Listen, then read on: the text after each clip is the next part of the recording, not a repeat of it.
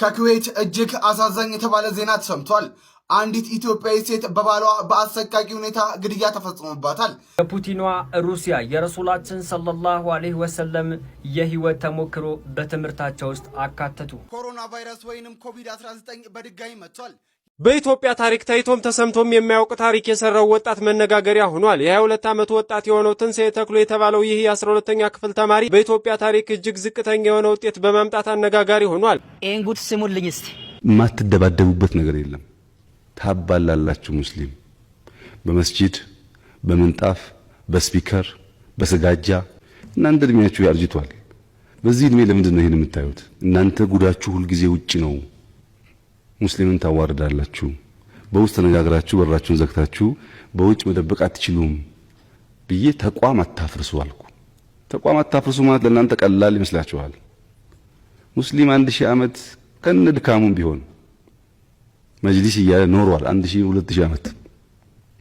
አሁን ቀላል መስሏችሁ ካፈራረሳችሁት በየሳምንቱ ይበተናል። ታዩታለ። ሰው ስልጣን ይወዳል እንጂ ለአላህና ለዲን ከሆነማ ምንም አያስፈልግም እስላም መክፈል። ልክ ብለሃል። ዲን አያጣላም። ዲን ለማገዝ ዲን ለመስራት ዲን አያጣላም። የኮብራ ጉዳይ የብር ጉዳይ ነው እንጂ ለዲን ብሎ የተጣላ ማንም የለም። ሰሃበተል ክራም አልተጣሉም። የላኢላሀ ኢለላህ ባንዲራ ከፍ ሊያደርጉ ይታገሉ ነበር፣ አልተጣሉም። ያ ዘመናችን ጀግኖች ግን እንግዲህ በዘመናዊ መኪና ለመሄድ እንግዲህ ወንበር ላይ ሲስቀያደሙ ይታያሉ። ነቢያችን ሰለላሁ ዐለይሂ ወሰለም ስልጣን አትፈልጉ፣ ዝም ብሎ ከተሰጣችሁ ህዝቡ ከሰጣችሁ ተቀበሉ፣ አላህ ይረዳችኋል አሉ። እኔ እችላለሁ፣ እኔ ብቁ ነኝ፣ ወንበሩ እኔ ነኝ የሚገባው ብላ አትፎካከራሉ ነቢያችን ሰለላሁ ዐለይሂ ወሰለም። እውነትም እንዳልከው የኩብራ ጉዳይ ነው። እንግዲህ አላህ ቀልብ ይስጠን። ወደ ድሮ እንደ ቀዲሞች እንደ መሻይኮች እንደ ሳባዎች ዘመን አላህ ያምጣልን። አብይ አህመድ እናመሰግናለን፣ እንወዳሃለን፣ እናከብራለን። ክበርልን፣ ህይወትህ ይመርስ። ሰላም አለይኩም ወራህመቱላሂ ወበረካቱ። ከኩዌት እጅግ አሳዛኝ የተባለ ዜና ተሰምቷል። አንዲት ኢትዮጵያዊ ሴት በባሏ በአሰቃቂ ሁኔታ ግድያ ተፈጽሞባታል። እንደ ኩዌት ታይምስ ዘገባ ከሆነ በኩዌት ጃራ ግዛት ውስጥ በሚገኝ አንድ የመኖሪያ ቤት ውስጥ የምትኖር አንዲት ኢትዮጵያዊ ሴት በገዛ ኢትዮጵያዊ ባለቤቷም በቢላዋ ተወግቷ ህይወቷ ማለፉ ተነግሯል። ተጠርጣሪ ወንጀሉን ከፈጸመ በኋላ ከአካባቢው መሰወሩን የወንጀል ምርመራ ቡድን አስታውቋል። ታዲያ በአሁኑ ሰዓት የአካባቢው ፖሊስ ወንጀሉን የፈጸመውን ተጠርጣሪ አድኖ ለመያዝ ሰፊ የተባለም የምርመራ ስራ እየሰራ እንደሚገኝ አስታውቋል። በጉዳዩ ላይ ኮሮና ቫይረስ ወይንም ኮቪድ-19 በድጋሚ መጥቷል። የዩኤስኤ ቱዴይ ዘገባ እንደሚያሳየው የኮቪድ-19 የበጋ ወቅት ስርጭት ወይንም ሰመር ዌቭ በአሜሪካ በድጋሚ በከፍተኛ ሁኔታ ማገርሸቱ ተነግሯል። የአሜሪካ የበሽታ መቆጣጠሪያና መከላከያ ማዕከል የሆነው ሲዲሲ መረጃ እንደሚያሳየው በአሁኑ ወቅት በአገሪቱ ውስጥ ባሉ 47 ግዛቶች ላይ የኮቪድ-19 ስርጭት በከፍተኛ ሁኔታ እየጨመረ እንደሚገኝ አስታውቋል። ታዲያ ለቫይረሱ ስርጭት መጨመር አዲስ ምክንያት ናቸው የተባሉት የኮቪድ አዳዲስ ተለዋዋጭ ዝርያዎች መከሰት፣ የአየር ሁኔታና የሰዎች ጥንቃቄ ጉድለት እንደሆነም ተነግሯል። ታዲያ ኮቪድ-19 በምድራችን ላይ ከተከሰተ በኋላ ሙሉ በሙሉ አልጠፋም። ይልቁንስ መልኩንና ዝርያውን እየቀያየረ እዚህ ደርሶ ነገር ግን አሁን ላይ በተለይ በአሜሪካም በከፍተኛ ሁኔታ ስርጭቱ እየጨመረ መምጣቱን የተነገረው። አላሁ አክበር። እጅግ አስደሳች ዜና ይዤላችሁ መጥቻለሁ። በረሱላችን ሰለላሁ ዐለይሂ ወሰለም ላይ ባላችሁ ፍቅር ልክ ሰላዋት እያወረዳችሁ በደንብ ሼር፣ ኮፒ ሊንክ፣ ሪፖስት እያደረጋችሁ ሁሉም ጋር አዳርሱት። የፑቲኗ ሩሲያ የረሱላችን ሰለላሁ ዐለይሂ ወሰለም የህይወት ተሞክሮ በትምህርታቸው ውስጥ አካተቱ። ለብዙዎች መማሪያ የሆነው ቢሊዮኖች አራያ ያረጓቸው የረሱል ሰለላሁ ዐለይሂ ወሰለም የህይወት ተሞክሮ በሩሲያ ውስጥ በትምህርት መልክ መቅረቡ በርካቶችን ያስደሰተና እጅግ ሊበረታታ የሚገባ እንደሆነ በርካቶች እያነሱ ይገኛሉ። ከዚህ ቀደም ህንድም የረሱል ሰለላሁ ዐለይሂ ወሰለም የህይወት ተሞክሮ በትምህርታቸው ውስጥ ያካተተ ሌላ ሀገር እንደሆነች ከዚህ በፊት አቅርቤላችሁ ነበረ። የፑቲኗ ሀገር ሩሲያ አሁን ይህንን አድርጋለች። ይህች ፋይቱ ነገ ነው። በጣም ደርሷል። ጉጉት እንዴት እያደረገ ነው?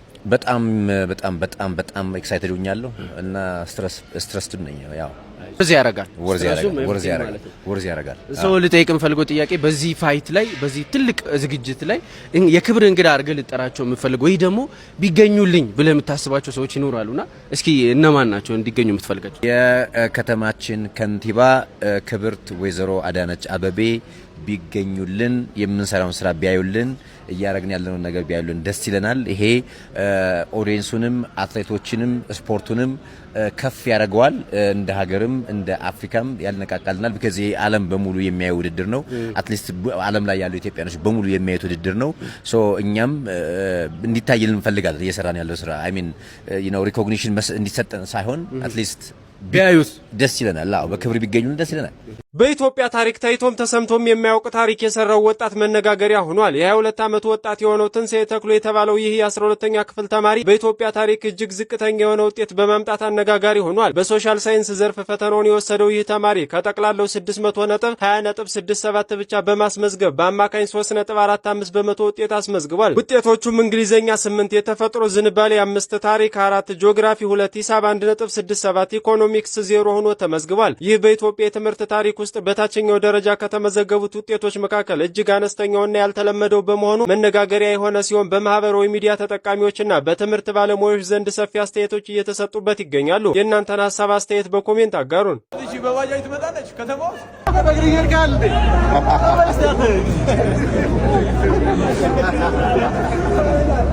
በባጃጅ ትመጣለች ከተማ ወይኔ መቀደስ ልጄ ባንተ ፍቅር ታሟል። በአላህ ቆይ ይሄንን ድንቅ ፋይት እንግዲህ ነገ ሐሙስ ማታ በአዳራሽ.com ትኬት ያላገኛችሁ መላው ዓለም ያላችሁ ይሄን ድንቅ ፋይት ዓለም በጉጉት ኢቭን እነ ትራምፕ ራሱ በጉጉት የሚጠብቁት ፋይት በአዳራሽ.com መመልከት ትችላላችሁ ማለት ነው። ጎግል ላይ ገብታችሁ አዳራሽ.com ብላችሁ መመልከት ትችላላችሁ። ይመቻችሁ። በቀሉ ጋር ይሸረዘ ሴቶች ላይ በትር አይነሳም። ወላሂ በጣም ነውር ነው። ሴት ልጅ ላይ በትር አይነሳም። ጉልበትህን እነሱ ላይ እንዳታሳይ። በውጭም ላይ ብትሆን ደካማ ሰው ላይ ጉልበትህን እንዳታሳይ። ገብተዋል።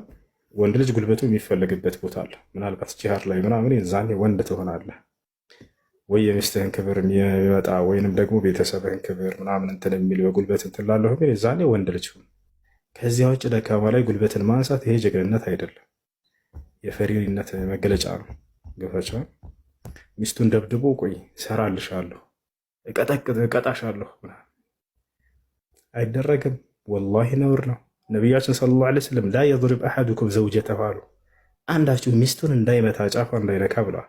ላ የድሪብ አሐዱኩም ዘውጀተሁ፣ ጉልበትህን እርሷ ላይ አይደለም ብታሳየው። ደርበል ሐሚር አሉ። አህያን እንደምትደበድብ ሚስትህን እንዳትነካ ብለው ተናገሩ ነቢ ሰለላሁ ዐለይሂ ወሰለም። ስለዚህ በቃላት አስረዳት። ቁጭ ብለህ ረጋ ብለህ። ሴት ልጅ በጣም የምትረዳ ነች። የምጡቅ አይምሮ ባለቤት ነች። ቀስ ብለህ በፍቅር ረጋ ብለህ ያዝ አድርገህ እጇን ከመከርካት ትስተካከላለች። ገብቶሃል ነው። ነቢያችን ሰለላሁ ዐለይሂ ወሰለም ሴቶች ላይ ስህተት ብታገኙ በጉልበት ማስተካከል ስህተት እንደሆነ ተናግረዋል። አደም ከተፈጠረ በኋላ ከአደም ከጎን አጥንት ነው የተፈጠረችው። ያ አጥንት እንዲጣመም ያለ አጥንት ነውና በምሳሌ ተናገሩ። ያን አጥንት ሂደህ አስተካክላለሁ ብለህ በግድ ሂደህ ጫንላለሁ ካልክ ትሰብረዋለህ አሉ። ስለዚህ ረጋ ብለህ ነው። ረፍቀን ብልቀዋሪር አሉ ነቢ ሰለላሁ ዐለይሂ ወሰለም። ሌላ ሐዲስ ላይ ቀዋሪር ታውቃላችሁ? ብርሌ ይባላል። በዚህ በወሎ አካባቢ ወደ ሰፊ ከተማ አላውቅም ስሙ። በጣም ስስ የሆነ ነገር ነው። ወደ መኪና ውስጥ ስትገባ ጊዜ በስስት ሰው ጠጋ ቢልህ እንኳን እንዳይሰበርብህ በእንክብካቤ በጥንቃቄ የምትይዘው እቃ ነው። አደራ በብርሌዎች ላይ ብለው ገለጿቸው። ያ ማለት ተሰባሪ ንቃል በእንክብካቤ እንደምትይዘው ሴቶችንም በእንክብካቤ መያዝ እንዳለብህ በጥንቃቄ መያዝ እንዳለብህ የገለጹበት የሆነ ሐዲስ ነው። እስተውሱ ቢኒሳኢ ኸይራ አሉ። አደራ ስለ ሴቶች መልካምን አድርጉ፣ መልካምን ተናገሩ ብለው ነቢ ሰለላሁ ዐለይሂ ወሰለም ተናግረውላቸዋል። ያ ነው እንዳጠቃላይ ከሁለቱም ያለውን ነገር ተሰማና እናትህ ላይ ከሆነ ስህተቱ ቀስ ብለህ መምከር፣ ቤስትህም ላይ ከሆነ ቀስ ብለህ መምከር። በመካከል ያለው ግን መቀናናት ከሆነስ ሁለቱም ላይ ጥፋት የለም። እናትህ ቀናች በሚስትህ ላይ። እናቶች ከጥፋት አይደለም ከቅናት ማለት ከጉዳት ከመጥፎነት አይደለም የሚቀኑት። ለምሳሌ ልጇ ሲንከባከባት ከቆየ የሆነ ጊዜ ላይ በሚያገባ ጊዜ ለሚስቱ ፍቅሩን ሲያሳይ የዛው አንድ ቤት አድርጓቸው የዛኔ ትቀናለች እናት። ገብቶሃል አይደል? ይህ ተፈጥሮ ነው፣ መጥፎነቱ ነው አይደለም። ያ ለእሷ ስትሰጣት የነበረው ፍቅር ወደ እርሷ ያጋደለባት ይመስላታል። አንተን ከመውደዷ የተነሳ እንጂ ክፋት አይደለም። ስለዚህ ምን ታደርጋለህ? በመካከላቸው ይሄ ነገር ሲፈጠር ስታይ የዛኔ በጣም ብልሃት ይጠይቃል። ምን ታደርጋለህ? እናትህን እዚያው እንዳለች በክብር ታስቀምጥና ሚስትህንም ደግሞ ራቅ ያለ ቦታ ምናልባት አቅሙ ካለህ መከራየትና ቤት መስራት የምትችል ከሆነ ወደዚያ ወስደህ በሆነ ራቅ ባለ ጊዜ እየወሰድክ ሚስትህን ታዘይራታለህ፣ ወይ እናትህን አውጥተህ እዚያ ታዘይራታለህ። እንዲህ መልኩ ማድረግ እንጂ ያለብህ አንተ በዚያ ሰዓት በቃ ከሁለት አንዱ ምረጭ፣ ወይ እናቴን ወይንም አንቺን ትዳርሽ ብለህ ጉልበትህን እንዲህ አይነት ቃል ምናምን አታሳይ።